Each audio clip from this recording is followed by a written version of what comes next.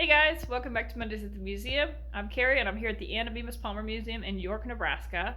So this week is your last week to take the tour of our artwork exhibition. Next week we start to rotate into the history of York County, and that'll be up by the end of August.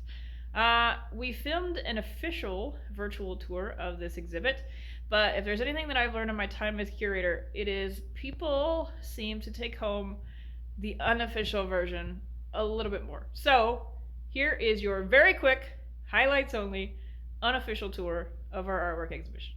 All right, here we go. This is the Palmer case, filled with items relating directly to Anna and her family. We put it right up front, so it's the first thing you see when you walk in. Therefore, her legacy can live on. These are photos from World War II taken at ordnance plants outside of Ord and Omaha, Nebraska. In this last one, you'll see that their hands are a different color. That's because they put chemicals into the soap that when they responded to TNT, they reacted by turning red. And therefore, you knew your hands were completely clean when all the red was washed away. Looks like trees on a mountain, right? Nope, it's actually troops. 30,000 of them doing a rodeo on Christmas Day in World War I. This case holds our vintage cameras and stereopticon sets. And on the bottom, you'll see a picture of the courthouse and the auditorium. When I locked this case, those labels were switched, which means either the ghosts are messing with me, or maybe my sister. Out of all the hundreds and perhaps thousands of photos that we have in our archives, this is my all-time favorite. It is maybe 2 inches by 3 inches, but it's a photo of Company A, 1st Nebraska, when they arrived in the Philippines, marching through the torrents of rain that had come down that day. This wall of regionalist work by Roy Tucker is probably one of the coolest things that we have done. Although this one doesn't really match because it was done in his childhood and isn't really regionalist. And this one was actually painted by his son Windsor. You know how when your parents are really good at something, you're kind of expected to also be good at that something? Well, of the people that knew them both, they said that Windsor is actually more talented, but unfortunately, he didn't hold a love for it like his father Roy. This is Ben. His eyes follow you as you take the tour.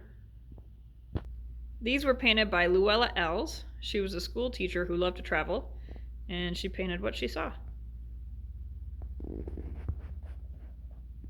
Hey, Ben. I'm only slightly bitter about this one. So it's actually a painting of Anna's house, and it was painted based off a photograph. I went to go take more updated photos, and it's now a parking lot. Only slightly bitter. Hey, Ben. This painting was done by Gene MacDonald in the 1930s. Gene lived a rather hard life. When he was 12, his mother died, and his father abandoned him with his grandparents in Alliance, Nebraska. When he was 17, he tried to strike out on his own. He hopped a fast-moving train, but unfortunately his leg got caught underneath, and he lost the bottom part of his leg. The government got involved and helped him to move in with his uncle here in York County and got him set up taking art classes at York High School, which is where he painted this. If that wasn't enough of a hard life, his brother, Donald MacDonald, actually went missing in World War II off the coast of northern Japan. But here is one that Gene did at York High School in the 1930s. A lot of people have questions about what happens with this horse after the painting, and it's a painting. I don't have that answer for you. I'm sorry. But here's one that Gene did in his later life in 1960. Yeah, we're coming. All right, Ben, here we go. This is Ben Zerson. He lived a really interesting life.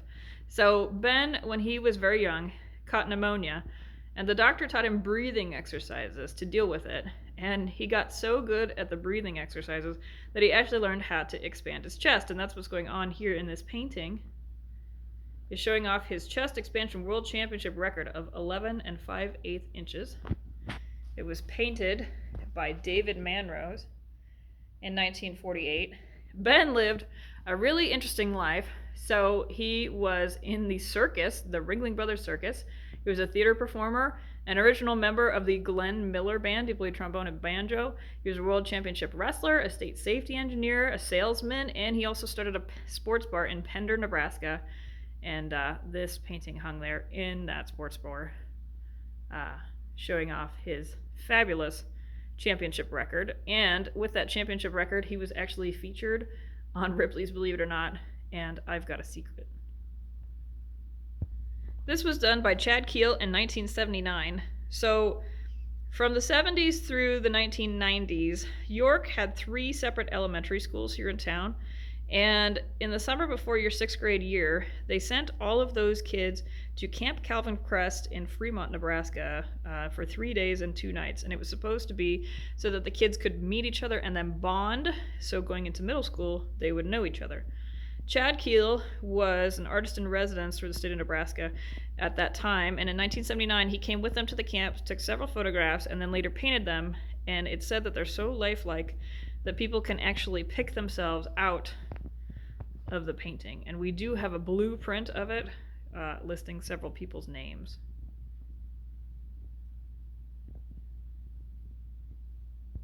This painting of Gerda Pearson was done by Bill Moomey when he was only 24 years old in 1950. Gerda was the oldest living pioneer, well, Nebraska pioneer, in York County at the time. And the painting went on display at a bank for quite some time, but then ended up in storage.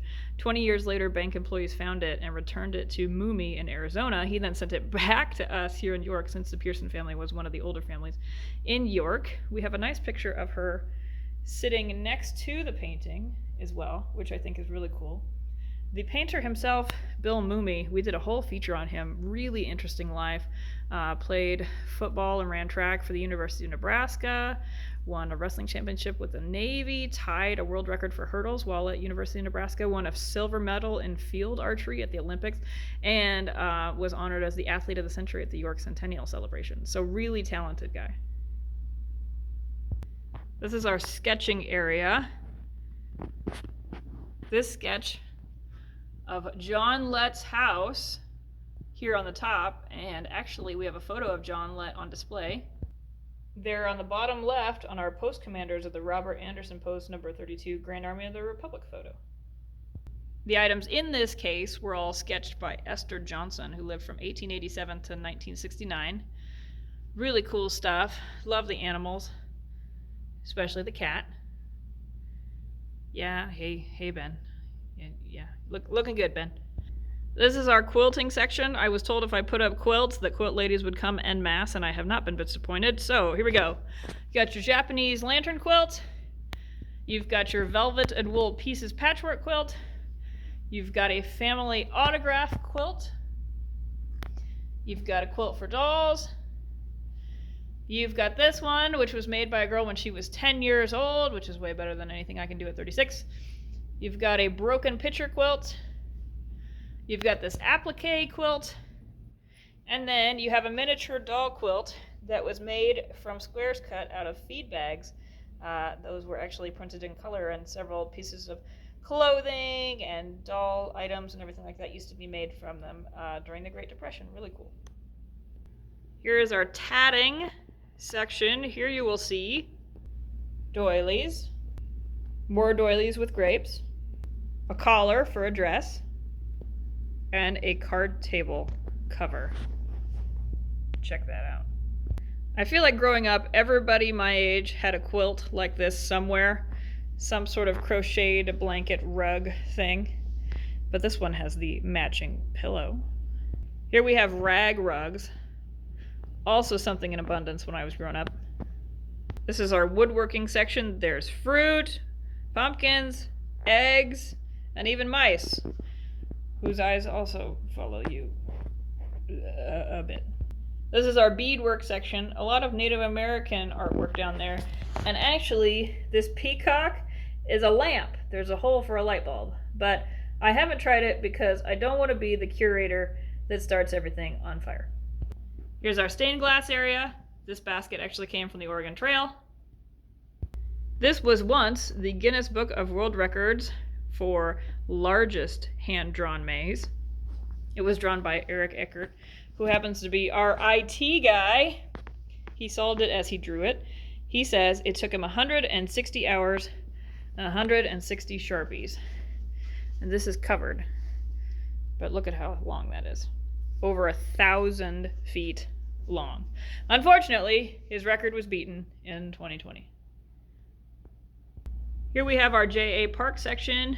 You can see pictures of some of the productions that he put on. He wrote over 1,300 pieces of music. There was military, there was Christmas, there was sacred. He put on plays, he wrote manuscripts. We have several of his scripts here, including this one that is still in the binder from 1891. It is a 2-act opera, and it's called The Judge. We also have some of his Christmas music, his sacred music, and an envelope from his music company. Okay, so I know that my handwriting needs work, right? But I am apparently not the only curator with horrible handwriting. I swear to you, our handwritten records say painted shoes. So I said, Brent, go find me his painted shoes. We need to find his painted shoes. 20 minutes later, Brent comes up and he's like, did you mean pointed? Yeah, pointed shoes. It looked like an A. I swear it looked like an A. Here we have our music instrument area. You'll see a trumpet, a drum played at the Battle of Gettysburg by a captain in the Union Army. There's an auto harp. There's a phonograph and a graphophone. And actually, some guy that took the tour found himself in that photo of the York College album. Lastly, we have our Fred Niblo section. So for those of you unaware, we have a guy from York, Nebraska who went on to co-found the Academy of Arts and Sciences. Yes, that Academy of Arts and Sciences. And he used to live in this house, born in this house here. At some point, it was actually moved to a different street, and I've heard that they're doing renovations on it. Previous curator did a ton of research on this guy, and so we have binders and binders and binders and binders of them, and so I kept them in the binder so that they stay nice and neat and organized. That's one of his earlier life. Here's one of his later life. We also have some newspaper clippings and a photo of him here with his second wife.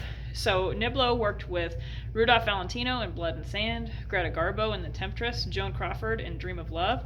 He was a director for the big hit Ben-Hur, which is awesome, and it said that he was really, really great at silent films, but once talking was introduced, he actually kind of faded into obscurity. So that is your highlights version, unofficial tour of our artwork exhibition. If you want to see the rest of the exhibit before it comes down, you'll have to come this week. We're open Tuesday through Friday from 10 a.m. to 4 p.m. Say bye, Ben.